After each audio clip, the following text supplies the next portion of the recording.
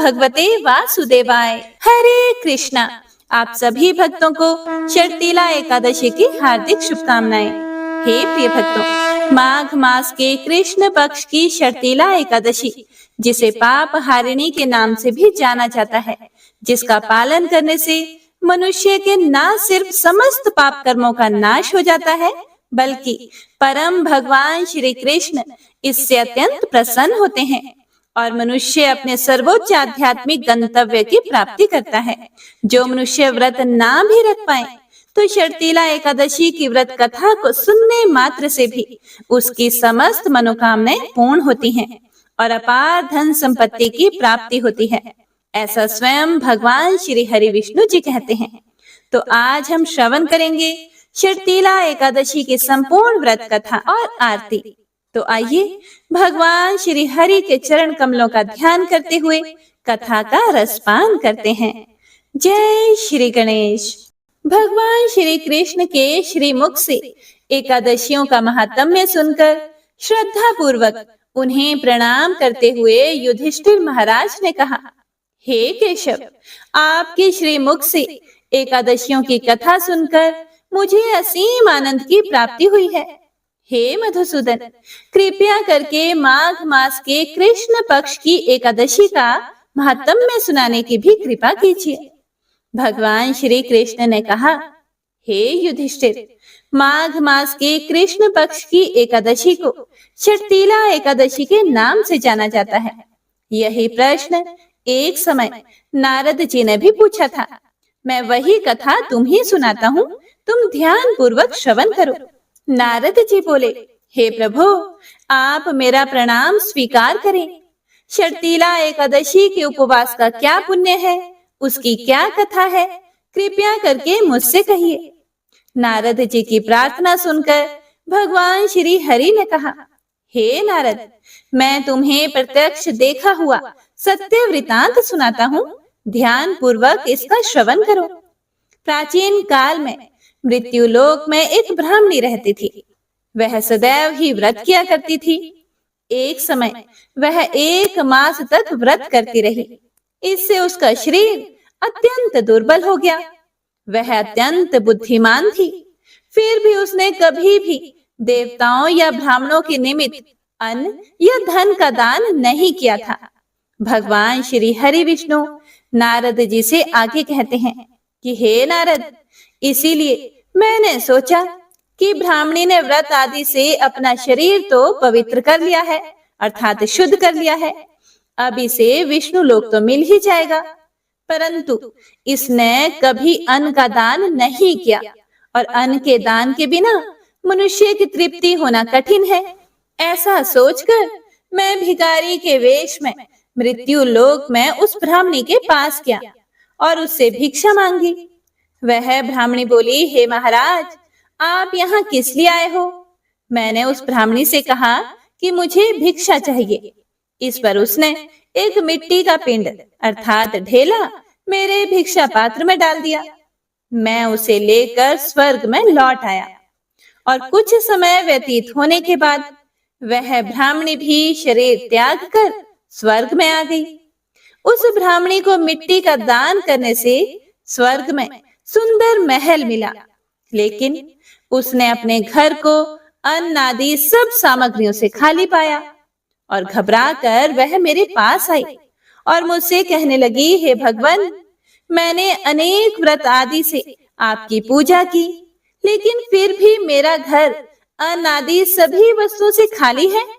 प्रभु, इसका क्या कारण है?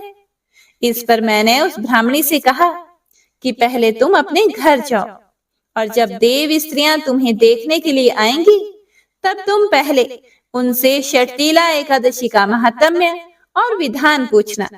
जब तक वे देव पत्नियां शर्तिला एकादशी का महात्म्य और विधान ना बताए, तब तक द्वार मत खोलना। हे प्रिय भक्तों, प्रभु के ऐसे वचन सुनकर वह ब्राह्मणी अपने घर गई।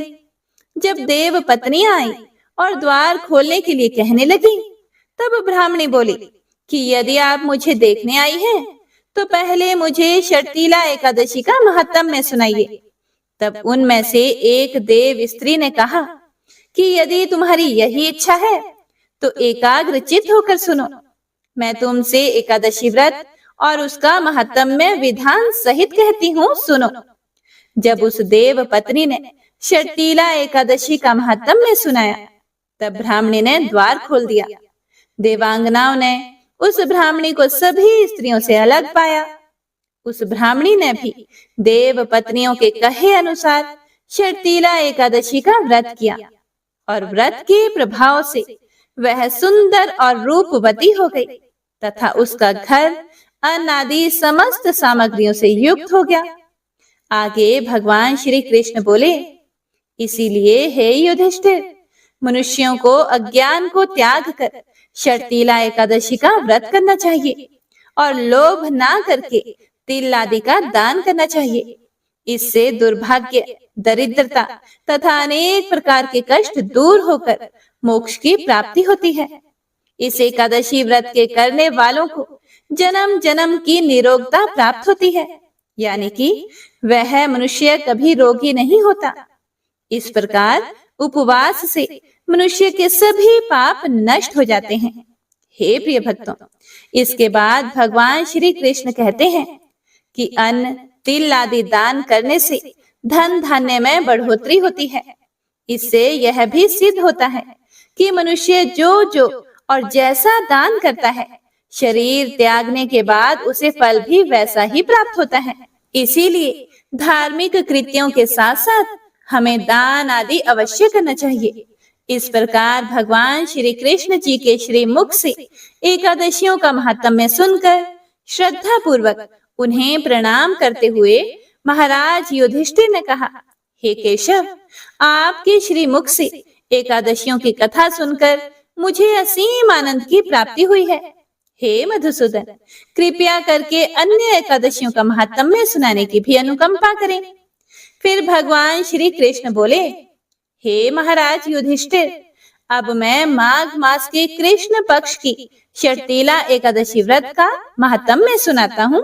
इसे एकाग्र चित्त होकर सुनो। एक समय दालभ्य ऋषि ने पुलस्त्य ऋषि से पूछा कि हे महाराज, मनुष्य मृत्यु लोक में ब्रह्म हत्या आदि महापाप करते हैं और दूसरों के धन की चोरी तथा दूसरों की उन्नति देखकर उनसे ईर्ष्या आदि करते हैं। ऐसे महान पाप मनुष्य क्रोध, ईर्ष्या, आवेग और मूर्खता वश करते हैं और बाद में शोक करते हैं कि हाय, हमने यह क्या किया। हे महामुनि, ऐसे मनुष्यों को नरक से बचाने का क्या उपाय है? कोई ऐसा उपाय बताने की कृपा करें जिससे ऐसे मनुष्यों को नरक से बचाया जा सके, अर्थात उन्हें नरक की प्राप्ति ना हो। ऐसा कौन सा दान पुण्य है जिसके प्रभाव से नरक की यातनाओं से बचा जा सकता है? इन सभी प्रश्नों का हल आप कृपया पूर्वक बताइए। फिर दालभ्य ऋषि की बात सुनकर पुलस्त्य ऋषि बोले कि हे मुनि श्रेष्ठ, आपने मुझसे अत्यंत गूढ़ प्रश्न किया है। इससे संसार में मनुष्यों का बहुत लाभ होगा, जिस रहस्य को इंद्र आदि देवता भी नहीं जानते। वह रहस्य मैं आपको अवश्य ही बताऊंगा।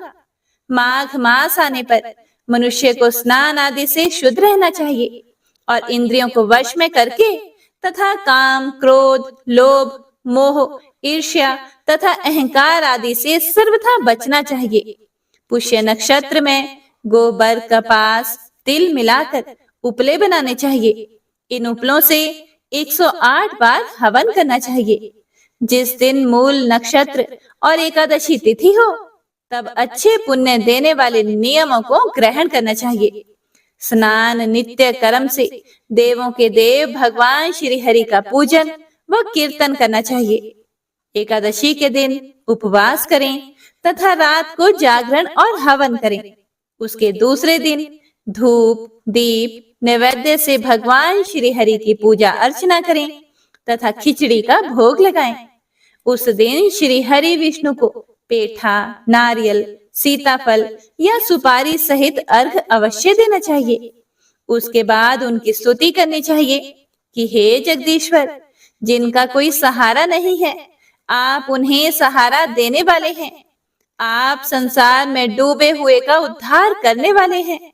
हे कमल नयन, हे मधुसूदन, हे जगन्नाथ, हे पुंडरीकाक्ष, आप लक्ष्मी जी सहित मेरे इस तुच्छ अर्घ को स्वीकार कीजिए। इसके बाद ब्राह्मण को जल से भरा हुआ घड़ा और तिल दान करने चाहिए। यदि संभव हो तो ब्राह्मण को गौ और तिल दान देना चाहिए। इस प्रकार मनुष्य जितने तिलों का दान करता है वह उतने ही सहस्त्र वर्षों तक स्वर्ग में वास करता है। इस दिन तिल का 6 रूपों में इस प्रकार प्रयोग करना चाहिए। पहला, तिल से स्नान। दूसरा, तिल का उपटन। तीसरा, तिलोदक। चौथा, तिल का हवन। पांचवा, तिल का भोजन। और छठा, तिलों का दान। इस प्रकार 6 रूपों में तिलों का प्रयोग षटतिला कहलाती है। इससे अनेक प्रकार के पाप नष्ट हो जाते हैं तथा मनुष्यों की समस्त मनोकामनाएं पूर्ण होती हैं और अपार धन संपत्ति की प्राप्ति होती है। तो सभी भक्तजन एक बार प्रेम से बोलिए, श्री लक्ष्मी नारायण भगवान की जय। बोलिए श्री तुलसी शालिग्राम भगवान की जय। हे प्रिय भक्तों, एकादशी के दिन एकादशी व्रत कथा के साथ ही 11 माता की कथा भी अवश्य ही सुननी चाहिए। इससे व्रत का पूर्ण फल प्राप्त होता है। तो आइए सुनते हैं 11 माता की कथा। एकादशी भगवान श्री हरि विष्णु की साक्षात शक्ति है, जिस शक्ति ने उस असुर का वध किया जिससे भगवान भी जीत पाने में असमर्थ थे। उस शक्ति के आगे भला मनुष्य के पाप रूपी असुर कैसे टिक सकते हैं? जिस शक्ति ने देवताओं के कष्ट को हर कर उन्हें सुख दिया, वह प्राणी मात्र को क्या नहीं दे सकती। सुख, समृद्धि, शांति और मोक्ष समस्त सुख सहज ही प्राप्त हो जाते हैं। हे प्रिय भक्तों, 11 माता की भक्ति में इतनी शक्ति है कि जिसके प्रभाव से मनुष्य को सहज ही सभी प्रकार के सुख प्राप्त होते हैं और अंत समय में मोक्ष की प्राप्ति होती है। 11 माता की कथा के अनुसार सतयुग में एक महाभयंकर दैत्य हुआ करता था। उस दैत्य का नाम था मूर। उस दैत्य ने इंद्र आदि सभी देवताओं पर विजय प्राप्त करके उन्हें उनके पद से हटा दिया था। तब इंद्र आदि देवताओं ने भगवान शंकर से प्रार्थना की कि हे भोलेनाथ, हम सभी देवता मूर दैत्य के अत्याचारों से दुखी होकर मृत्यु लोक में अपना जीवन व्यतीत कर रहे हैं। राक्षस के भय से हम बहुत दुख और कष्ट भोग रहे हैं। मैं स्वयं बहुत दुखी और भयभीत हूँ। अन्य देवताओं की तो बात ही क्या करें। इसीलिए हे कैलाशपति, कृपया करके आप मूर दैत्य के अत्याचार से बचाने का कोई उपाय बताइए। हे प्रिय भक्तों, देवराज इंद्र की प्रार्थना सुनकर भगवान शंकर ने कहा, हे देवेंद्र, आप भगवान श्री हरि विष्णु की शरण में जाइए। मधु कैटभ का संहार करने वाले भगवान श्री हरि विष्णु देवताओं को अवश्य ही इस भय से मुक्त करेंगे। भगवान शंकर के आदेश के अनुसार इंद्र तथा अन्य सभी देवता क्षीर सागर गए, जहां पर भगवान श्री हरि विष्णु शेष शैया पर विराजमान थे। इंद्र सहित सभी देवताओं ने भगवान श्री हरि विष्णु को देखा और उनके सामने उपस्थित होकर उनकी स्तुति करने लगे। देवता कहने लगे, हे तीनों लोकों के स्वामी, आप स्तुति करने योग्य हैं। हम सभी देवताओं का आपको कोटि कोटि प्रणाम है। हे दैत्यों के संहारक, हम आपकी शरण में हैं। आप हमारी रक्षा करें। हे त्रिलोकपति, हम सभी देवता दैत्यों के अत्याचार से भयभीत होकर आपकी शरण में आए हैं। इस समय दैत्यों ने हमें स्वर्ग से निकाल दिया है और हम सभी देवता बड़ी ही दयनीय स्थिति में मृत्यु लोक में घूम रहे हैं। अब आप ही हमारे रक्षक हैं, हमारी रक्षा करें। हे जगन्नाथ, आप हमारी रक्षा करें। देवताओं की करुण पुकार सुनकर भगवान श्री हरि विष्णु बोले, हे देवगणों, वह कौन सा दैत्य है जिसने देवताओं को जीत लिया है? आप सभी देवगण किसके भय से पृथ्वी लोक में भटक रहे हैं? क्या वह दैत्य इतना बलवान है जिसने इंद्र सहित सभी देवताओं को जीत लिया है? तुम निर्भय होकर मुझे सब हाल बताओ। भगवान श्री हरि विष्णु के इन स्नेहमयी वचनों को सुनकर देवेंद्र ने कहा, हे प्रभु, प्राचीन काल में ब्रह्म वंश में उत्पन्न हुआ नाड़ी जंगम नाम का एक असुर था, जिसका मूर नामक एक पुत्र है, जो चंद्रवती नामक नगरी में निवास करता है, जिसने अपने बल से मृत्यु लोक और देवलोक को जीत लिया है और सभी देवताओं को देवलोक से निकालकर अपने दैत्य कुल के असुरों को इंद्र, अग्नि, यम, वरुण और चंद्रमा आदि सभी को लोकपाल बना दिया है। वह स्वयं सूर्य बनकर पृथ्वी को तापता है और स्वयं मेघ बनकर जल की वर्षा करता है। इसीलिए आप इस बलशाली भयानक असुर का संहार करके देवताओं की रक्षा करें।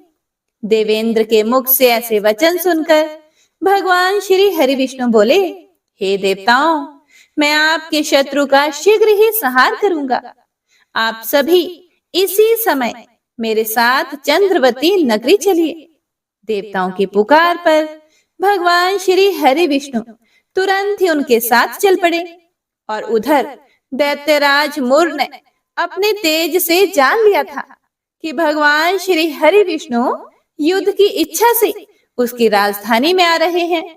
इसीलिए अपने राक्षस योद्धाओं के साथ वह भी युद्ध भूमि में आकर गरजने लगा और देखते ही देखते युद्ध प्रारंभ हो गया। युद्ध शुरू होने पर अनगिनत असुर अपने अस्त्र शस्त्रों को धारण करके देवताओं से युद्ध करने लगे, लेकिन देवता तो पहले से ही डरे हुए थे। वह अधिक देर तक राक्षसों का सामना ना कर सके और भाग खड़े हुए। तब भगवान श्री हरि विष्णु स्वयं युद्ध भूमि में आ गए। दैत्य पहले से भी ज्यादा जोश में भरकर भगवान श्री हरि विष्णु से युद्ध करने लगा। वे अपने अस्त्र शस्त्रों से उन पर भयानक प्रहार करने लगा। दैत्यों के आक्रामक वारों को श्री हरि विष्णु अपने चक्र और गदा के प्रहारों से नष्ट करने लगे। इस युद्ध में अनेक दैत्य सदा के लिए मृत्यु की गोद में समा गए, किंतु दैत्यराज मूर भगवान विष्णु के साथ निश्चल भाव से युद्ध करता रहा। उसका तो जैसे अभी बाल भी बांका नहीं हुआ था। वह बिना डरे युद्ध कर रहा था। भगवान विष्णु मूर को मारने के लिए जिन जिन शस्त्रों का प्रयोग करते, वे सब उसके तेज से नष्ट होकर उस पर पुष्पों के समान गिरने लगते। अनेक अस्त्र शस्त्रों का प्रयोग करने पर भी भगवान श्री हरि विष्णु उससे जीत ना सके। तब वे आपस में मल्ल युद्ध करने लगे। भगवान श्री हरि विष्णु उस असुर से देवताओं के लिए सहस्त्रों वर्षों तक युद्ध करते रहे, किंतु उस असुर से जीत ना सके। अंत में भगवान विष्णु शांत होकर विश्राम करने की इच्छा से बद्रिकाश्रम स्थित 38 कोस लंबी एक द्वार वाली हेमवती नाम की एक गुफा में प्रवेश कर गए। उस गुफा में भगवान ने शयन किया। भगवान विष्णु के पीछे पीछे वह दैत्य भी चला आया। भगवान श्री हरि विष्णु को सोता हुआ देखकर वह दैत्य उन्हें मारने को तैयार हुआ। वह सोच रहा था कि आज तो मैं अपने चिर शत्रु को मारकर हमेशा हमेशा के लिए निष्कंटक हो जाऊंगा। लेकिन उसकी यह इच्छा पूर्ण ना हो सकी, क्योंकि उसी समय भगवान श्री हरि विष्णु की देह से एक दिव्य वस्त्र धारण किए हुए एक अत्यंत मोहिनी देवी उत्पन्न हुई और राक्षस को ललकार कर उससे युद्ध करने लगी। उस देवी को देखकर राक्षस को घोर आश्चर्य हुआ और वह सोचने लगा कि यह ऐसी दिव्य कन्या कहां से उत्पन्न हुई। और फिर वह असुर उस कन्या से लगातार युद्ध करता रहा। कुछ समय बीतने पर उस देवी ने क्रोध में आकर उस दैत्य के अस्त्र शस्त्रों के टुकड़े टुकड़े कर दिए। अब तो उस दैत्य को बड़ा ही क्रोध आया और वह सारी मर्यादाएं भंग करके उस देवी से मल्ल युद्ध करने लगा। उस तेजस्वी कन्या ने उसको धक्का मारकर मूर्छित कर दिया और उसकी मूर्छा टूटने से पूर्व ही उसका सिर काटकर धड़ से अलग कर दिया और सिर काटते ही वह असुर पृथ्वी पर गिरकर मृत्यु को प्राप्त हुआ और बाकी बचे हुए असुर अपने राजा का ऐसा दुखद अंत देखकर भयभीत होकर पाताल लोक में भाग गए। भगवान श्री हरि विष्णु जब निद्रा से जागे तो उस असुर को मरा हुआ देखकर उन्हें घोर आश्चर्य हुआ और वे सोचने लगे कि इस महाबली को किसने मारा है। तब वह तेजस्वी कन्या श्री हरि से हाथ जोड़कर बोली, हे जगदीश्वर, यह असुर आपको मारने को तत्पर था, तब मैंने आपके शरीर से उत्पन्न होकर इस असुर का वध किया है। देवी की बात सुनकर भगवान श्री हरि विष्णु बोले कि तुमने इस असुर को मारा है, इसीलिए हे देवी मैं तुमसे अत्यंत प्रसन्न हूँ। इसे मारकर तुमने तीनों लोकों के देवताओं के कष्ट को हरा है, इसीलिए तुम अपनी इच्छा अनुसार वरदान मांग लो, मैं तुम्हारी प्रत्येक इच्छा को पूर्ण करूंगा। भगवान की बात सुनकर वह देवी बोली कि हे प्रभु, मुझे यह वरदान दीजिए कि जो भी मनुष्य या देव मेरा व्रत करे उसके सभी पाप नष्ट हो जाएं और अंत में उसे स्वर्ग लोक की प्राप्ति हो। मेरे व्रत का आधा फल रात्रि को मिले और उसका आधा फल एक समय भोजन करने वाले को मिले। जो श्रद्धालु भक्ति पूर्वक मेरे व्रत को करें वे निश्चय ही वैकुंठ लोक को प्राप्त करें। जो मनुष्य मेरे व्रत में दिन तथा रात्रि को एक बार भोजन करें वह धन धान्य से भरपूर रहे। कृपया करके मुझे ऐसा वरदान दीजिए। भगवान श्री हरि विष्णु ने कहा, हे देवी, ऐसा ही होगा। मेरे और तुम्हारे भक्त एक ही होंगे और अंत में संसार में प्रसिद्धि को प्राप्त होकर मेरे लोक को प्राप्त करेंगे। हे कल्याणी, तुम एकादशी को पैदा हुई हो, इसीलिए तुम्हारा नाम भी एकादशी हुआ। तथा जो मनुष्य इस दिन व्रत करेंगे उनके समस्त पाप समूल नष्ट हो जाएंगे। तुम मेरे लिए अब तीज, अष्टमी, नवमी और 14 से भी अधिक प्रिय हो। तुम्हारे व्रत का फल सभी तीर्थों के फल से भी महान होगा। यह मेरा अकाट्य कथन है। इतना कहकर भगवान श्री हरि विष्णु उसी स्थान पर अंतर ध्यान हो गए। तो सभी प्रेम से बोलिए, एकादशी माता और विष्णु भगवान की जय। हे प्रिय भक्तों, तो आइए अब सभी मनोकामनाओं को पूर्ण करने वाली तुलसी माता की बड़ी ही पावन कथा को सुनते हैं। सावर्णी मुनि की पुत्री तुलसी अपूर्व सुंदरी थी। उनकी इच्छा थी कि उनका विवाह भगवान नारायण के साथ हो। इसके लिए उन्होंने नारायण पर्वत की घाटी में स्थित बद्री वन में घोर तपस्या की। दीर्घ काल तक तपस्या के उपरांत ब्रह्मा जी ने प्रसन्न होकर दर्शन दिए और वर मांगने को कहा। तुलसी जी ने कहा, हे सृष्टिकर्ता, हे ब्रह्मदेव, आप अंतर्यामी हैं, सबके मन की बात जानते हैं। फिर भी मैं अपनी इच्छा आपसे बताती हूँ। मैं चाहती हूँ कि भगवान श्री नारायण मुझे पति रूप में मिले। ब्रह्मा जी ने कहा, तुम्हारा अभीष्ट तुम्हें अवश्य मिलेगा। अपने पूर्व जन्म में किसी अपराध के कारण तुम्हें श्राप मिला है। इसी प्रकार भगवान श्री नारायण के एक पार्षद को भी दानव कुल में जन्म लेने का श्राप मिला है। दानव कुल में जन्म लेने के बाद भी उसमें नारायण का अंश विद्यमान रहेगा। इसीलिए इस जन्म में पूर्व जन्म के पाप के शमन के लिए संपूर्ण नारायण तो नहीं मिलेंगे, लेकिन नारायण के अंश से युक्त दानव कुल में जन्मे उस शापग्रस्त पार्षद से तुम्हारा विवाह होगा। शाप मुक्त होने पर भगवान श्री नारायण सदा सर्वदा के लिए तुम्हारे पति हो जाएंगे। तुलसी जी ने ब्रह्मा के इस वर को स्वीकार किया, क्योंकि मानव कुल में जन्म के कारण उस मायावी भोग को तो भोगना ही था। तुलसी जी बद्री वन में ही रहने लगी। नारायण का वह पार्षद दानव कुल में जलंधर के नाम से पैदा हुआ था। कुछ दिनों बाद वह भ्रमण करता हुआ बद्री वन में आया। यहाँ तुलसी को देखते ही वह उस पर मंत्र मुग्ध हो गया और तुलसी के सामने उसने अपने विवाह का प्रस्ताव रखा। उसने तुलसी जी से विवाह करने की इच्छा प्रकट की। इतने में ही महाब्रह्मा जी भी वहां आ गए और तुलसी जी से कहा, तुलसी, जलंधर को देखो, कैसा देवोपम उसका स्वरूप है। दानव कुल में जन्म लेने के बाद भी लगता है जैसे इसके शरीर में नारायण का वास हो। तुम प्रस्ताव को सहर्ष स्वीकार कर लो। तुलसी को भी लगा कि उसकी तपस्या पूर्ण हुई, उसे इच्छित फल मिला है। जलंधर के साथ उसका गंधर्व विवाह हो गया और वह जलंधर के साथ उसके महल में पत्नी बनकर आ गई। जलंधर ने अपनी परम सुंदरी सती साध्वी पत्नी तुलसी के साथ बहुत दिनों तक राज्य किया। उसने अपने राज्य का इतना विस्तार किया कि देवलोक तक उसके अधिकार में आ गया। स्वर्ग का सुख भोगने वाले देवताओं की दशा भिखारियों जैसी हो गई। जलंधर किसी को कष्ट नहीं देता था, पर अधिकार और राज्य छिन जाने से सारे देवता मिलकर ब्रह्मा, विष्णु और शिव जी की सभा में गए तथा अपनी विपत्ति सुनाई।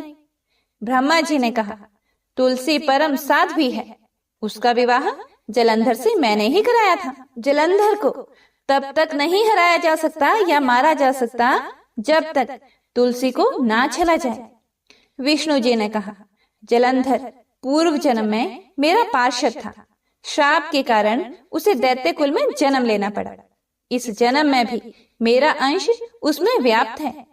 साथ ही तुलसी के पतिव्रत धर्म से वह अजय है। फिर देवताओं की सहमति से भगवान शिव ने जलंधर के पास संदेश भेजा कि या तो वह देवताओं को राज्य लौटा दे या फिर उनसे युद्ध करे। जलंधर शंकर के पास पहुंचा। उसने कहा, देवाधिदेव, आपके लिए देवताओं का पक्ष लेना उचित नहीं है। राज्य बढ़ाना हर राजा का कर्तव्य है। मैं किसी को दुखी नहीं कर रहा हूँ। देवताओं से कहिए कि वे मेरी प्रजा बनकर रहे। मैंने आपका कोई भी अपमान नहीं किया है। हमारा आपका युद्ध शोभा नहीं देता है। अगर आप हार गए तो बड़ी लज्जा की बात होगी। मैं हार गया तो आपकी कीर्ति बहुत अधिक नहीं बढ़ेगी। भगवान शंकर फिर हंसने लगे। वे तो सब रहस्य समझते थे। तुलसी और जलंधर के पूर्व जन्म के श्राप की अवधि लगभग पूरी हो चुकी थी। फिर शंकर जी बोले, इसमें कीर्ति और लज्जा की बात क्या है? तुम देवों को राज्य लौटाकर उन्हें उनके पद पर प्रतिष्ठित होने दो। युद्ध से बचने का यही एक उपाय है। जलंधर ने कहा, मैंने युद्ध के बल से देवलोक जीता है। कोई उसे युद्ध के द्वारा ही वापस ले सकता है। यह है मेरा अंतिम उत्तर है। अब मैं जा रहा हूँ। ऐसा कहकर जलंधर चला गया।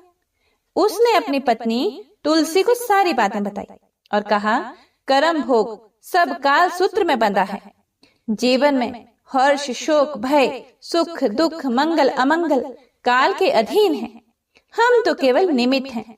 संभव है भगवान शिव देवों का पक्ष लेकर मुझसे युद्ध करे। तुम चिंता मत करना, तुम्हारा सती तेज मेरी रक्षा करेगा।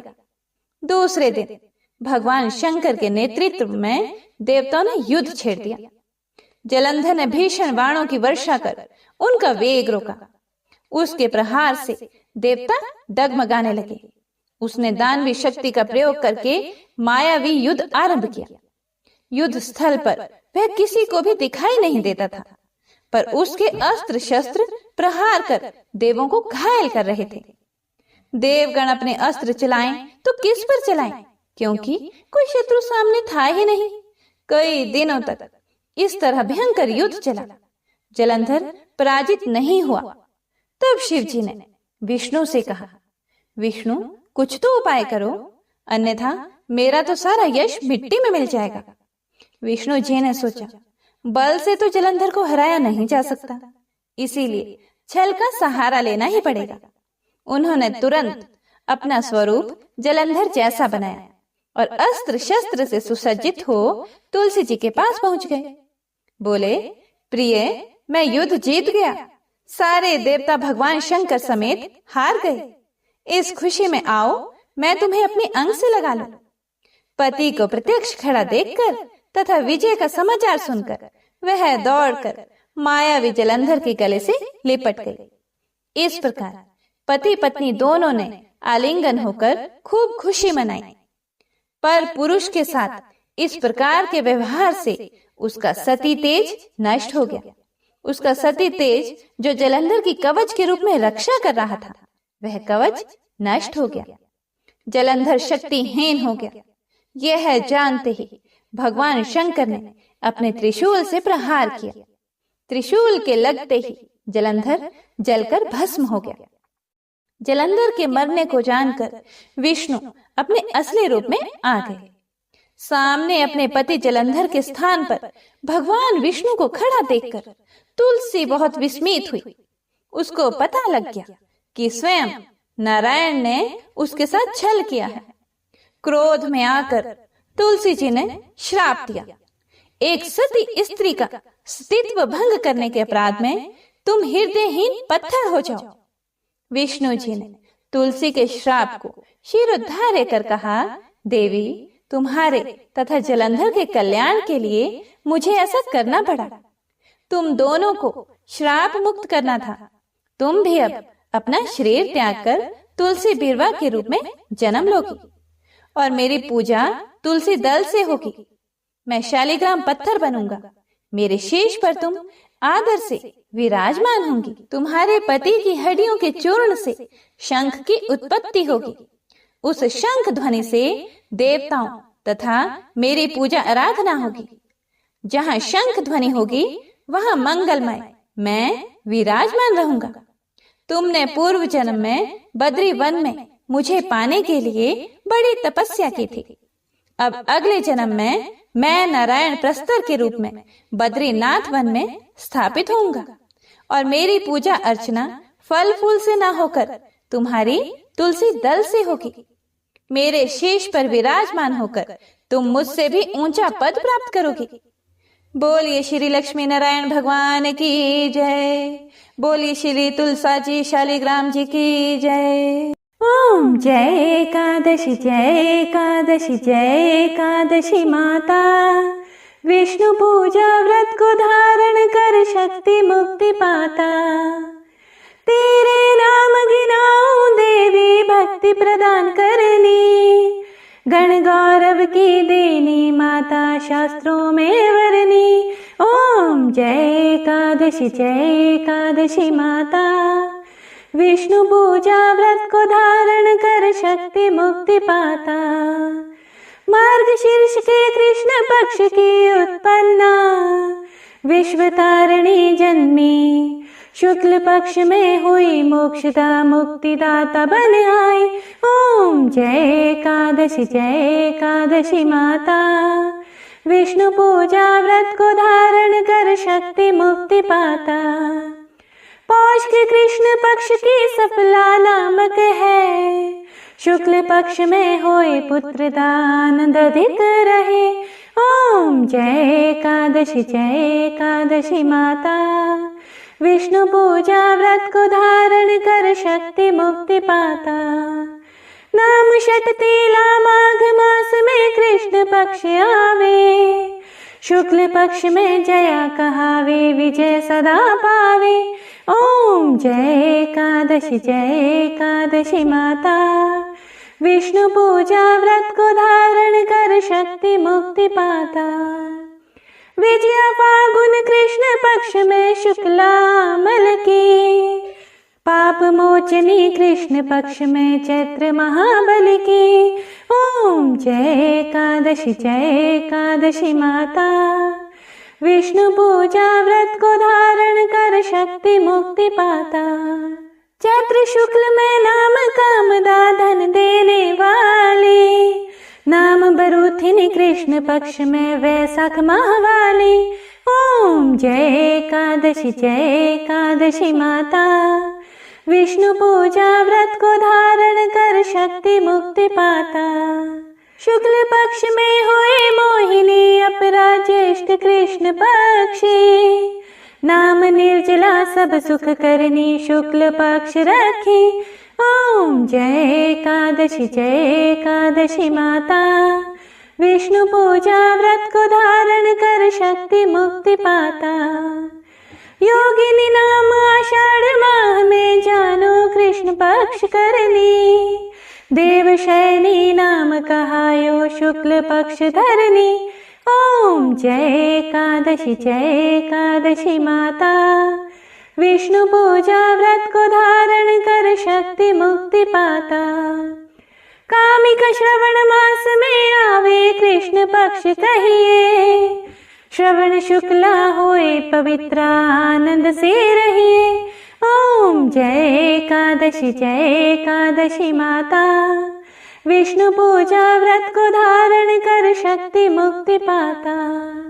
अजा भाद्रपद कृष्ण पक्ष की परिवर्तनी शुक्ला।